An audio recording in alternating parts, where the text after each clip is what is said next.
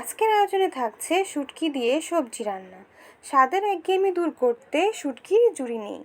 আমি পাপড়ি, স্বাগতম আমার রান্নাঘরে। আজকে শেয়ার করছি শুটকি দিয়ে সবজি রান্নার একটি রেসিপি।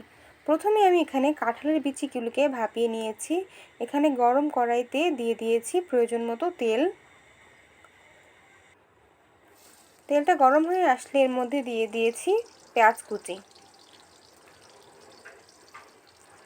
কাঁচামরিচের কুচি, রসুন কুচি। সব কিছুকে কিছুক্ষণ নরম হয়ে আসা পর্যন্ত একটু ভেজে নিচ্ছি।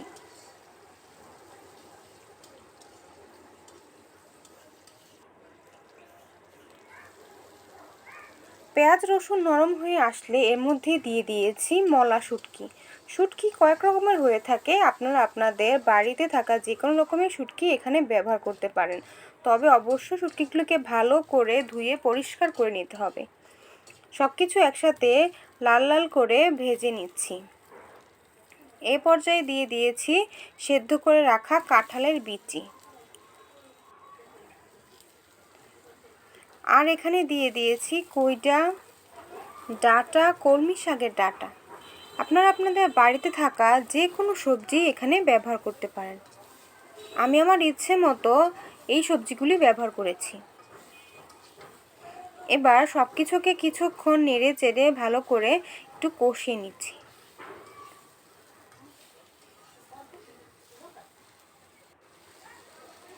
এ পর্যায়ে দিয়ে দিয়েছি স্বাদ মতো লবণ আর 1 চামচ হলুদ। আবারও কিছুক্ষণ নেড়ে চেড়ে খুব ভালো করে কষিয়ে নিব। কষানোর উপরেই রান্নার স্বাদ নির্ভর করে। খুব ভালো করে ধৈর্য সহকারে একটু সব কিছুকে একসাথে কষিয়ে নিচ্ছি।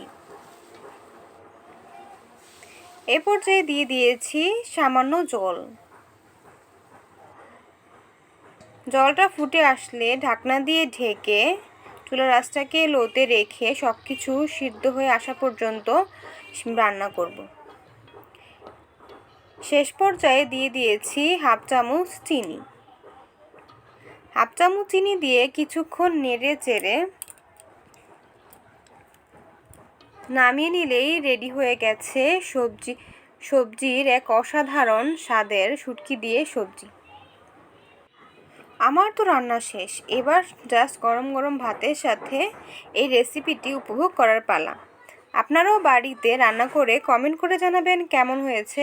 আর আজকের ভিডিওটি ভালো লাগলে অবশ্যই কমেন্ট করে জানাবেন, সাবস্ক্রাইব এবং লাইক করে পাশে থাকবেন। ধন্যবাদ।